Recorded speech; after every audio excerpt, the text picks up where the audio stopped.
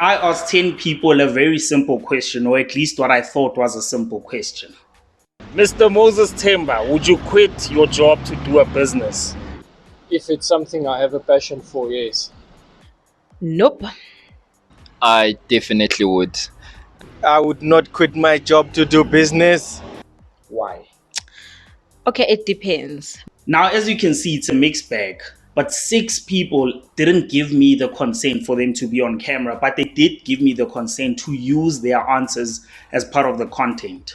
Their reasons they stated and I understood. So it's a mixed bag. A lot of the percentage, 60%, actually said that they would leave their job for business. Some of them actually gave reasons. Some of the reasons I'll have to deduce from my own thinking, but some of them I will display as the conversation continues, because some of them did state some of the reasons why they are answering this particular question the way they chose to answer the question. For numerous reasons. One of them is obviously being your own boss has more advantages than the job that you have, your 9 to 5. Maybe at the beginning, I will not quit. But once I gain clientele, Is it a question you've thought about? Yeah, many times. Reasoning being that, you know what, from what I experienced from 2020 during the COVID times, I saw a lot of people, their cars being repossessed, their homes. So for that fear that I have inside me, I think I would rather stick to my 9 to 5, knowing that I've got security in terms of job security. Now, reasons for people actually quitting their job for business aren't as straightforward as it may seem. Some of the reasons include frustration, and frustration is a mixed bag because it links in with all or many of the other answers to this question. Some frustrations, including not being recognized at work, rigidity and a lack of flexibility. So some of us want our views to be seen and our views to be heard by people at the top so that they can recognize us and therefore reward us for what we're bringing to the entity that we work for and the entity that we are employed in, right? Another important thing that raises frustration in a person's job is that they lack a passion, a purpose for what it is that they're doing. And you haven't found a passion, or you have found a passion? I have a passion. And unfortunately, you need to derive that passion and purpose yourself. So sometimes you think that transitioning from being employed to being an employer can be that tool that reignites that particular passion.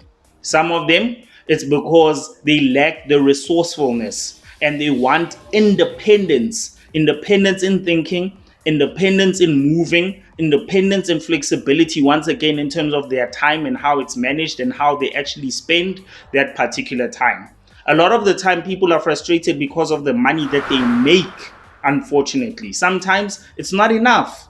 It's not enough for the things that they want. It's not enough for the things that they want to achieve. It's not enough for what they want to build. And therefore, they're frustrated because they don't have a legacy vehicle, something that they can build a legacy with, something that they can pass forward, pass on to the next generation within their family tree, or the next generation within a line of family trees. In other words, within their lineage.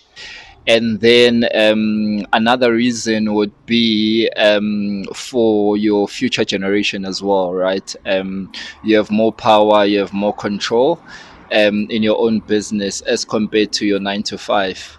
A lot of people just want to be their own boss, and therefore building a business, creating value, they see it as the solution for them to go in that particular path. And then, yeah, but also just being your own boss just excites me. Taking it again back to independence, being their own boss and having their own definition of what a boss actually is. Rick Ross, boss. Huh. A lot of other people as well consider opening your own business a key tool to actually adding value in the world as a whole, creating solutions to real life problems and not being told and being governed by limitations, company policies, company regulations, and company stagnators or company restrictors. And I have many passions. You just haven't explored it. No, not really. I do them part-time. Okay. And then hustle my business after hours. Oh, so you are willing to do a side hustle? Yeah, I can do a high side hustle, but I wouldn't quit my 9 to 5 for business based on what I've seen quite recently. Some of them are actually frustrated because they feel like they are being used by their employer. Some of them, it's simply to chase their own dreams.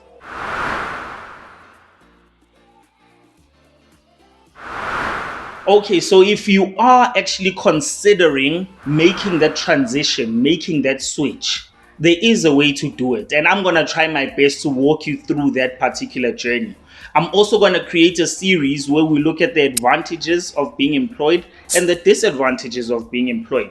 We look at the advantages of opening your own business and the disadvantages of opening your own business. Because as starters, it's all good and well to start a new journey, look at things from a fresh perspective and start afresh and start anew.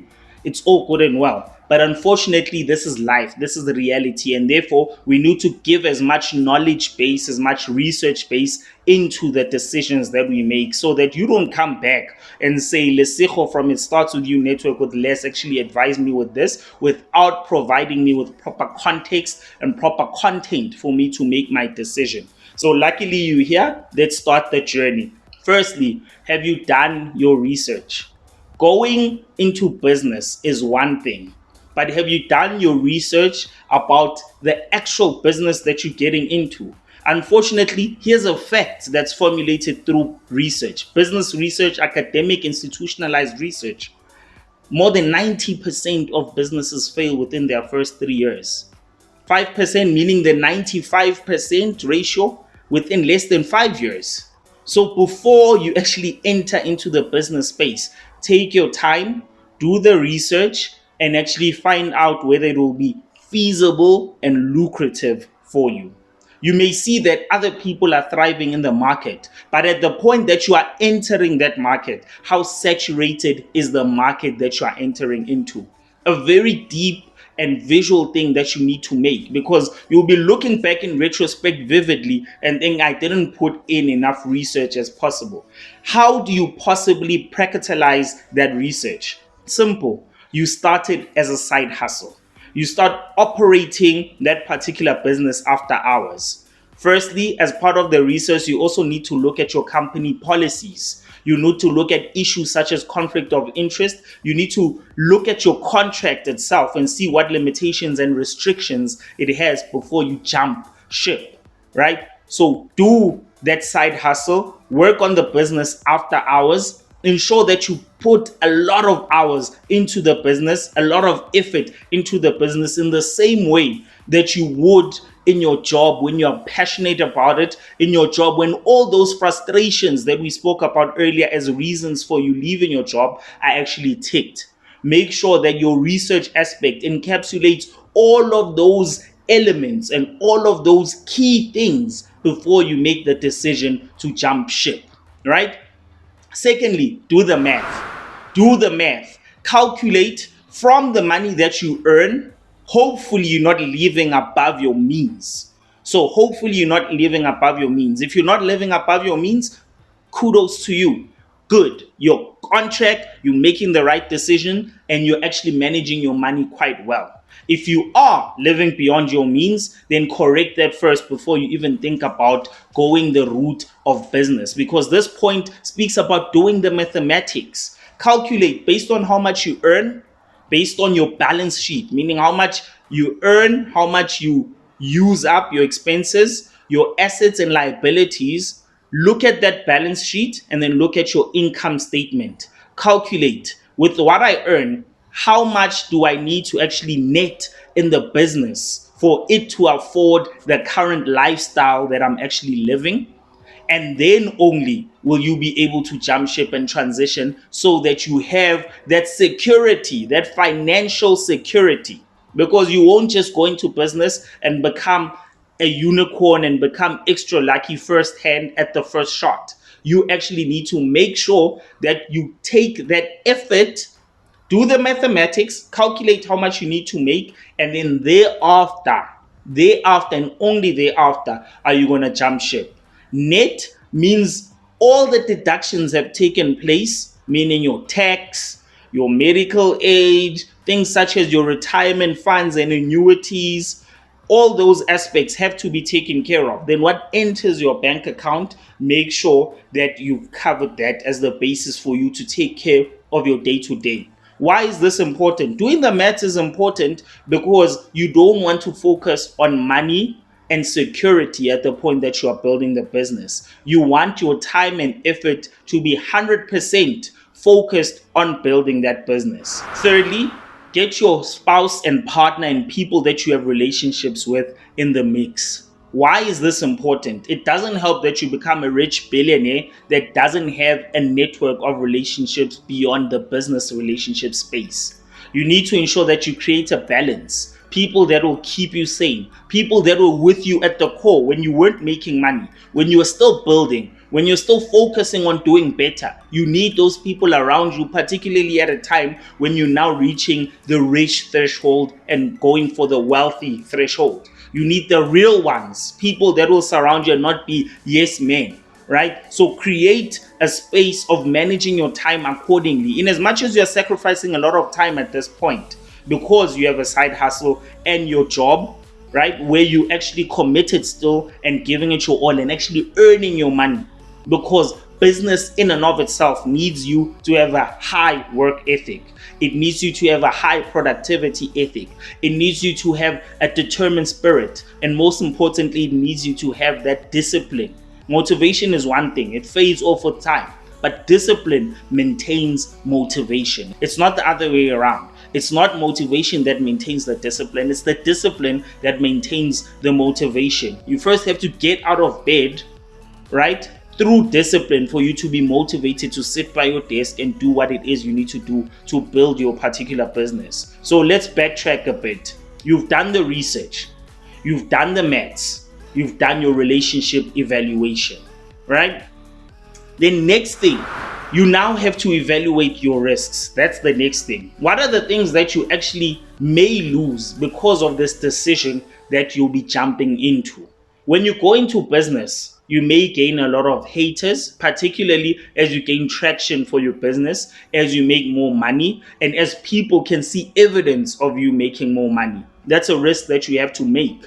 And when making that risk, you have to be content with the fact that these things will happen. You will be loved or you will be hated. These things will happen. So calculate those particular risks. There's a lot to lose when you go into business.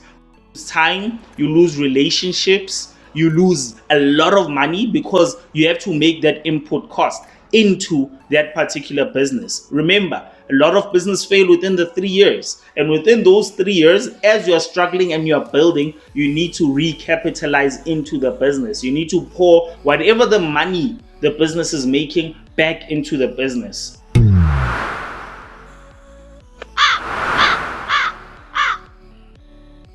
It's all because I want you guys to succeed. Get rid of this mentality of get rich schemes. Get rid of that mentality. Watch empowering content. Do your research. Sometimes you don't even need to watch anyone, guys. Look behind me. Look behind me. It's books galore. All these books are books I've read.